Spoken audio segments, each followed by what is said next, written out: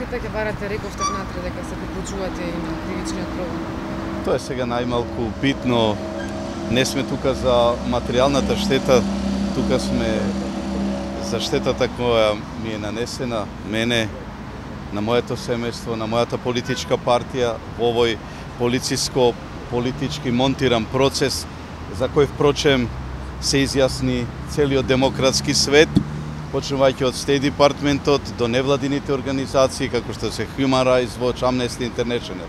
Така да денес да зборуваат за невиноста, за непочинетото кривично дело, јас се надевам дека судот во една праведна, правична постапка ќе го докаже спротивното. Веројатно слушнавте, рече адвокатот дека имало и отпор пружање при приведувањето.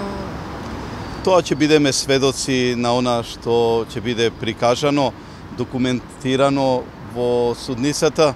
Вие бевте сведоци какво тоа беше брутално малтретирање и повторно доведување по втор пат, како во некој режиран филм, затоа што некоја камера од некоја македонска телевизија тоа не го снимила во првото мое апсење. Тоа е бруталитет пар екселанс за кој сигурно ќе одговараат и мора да одговараат.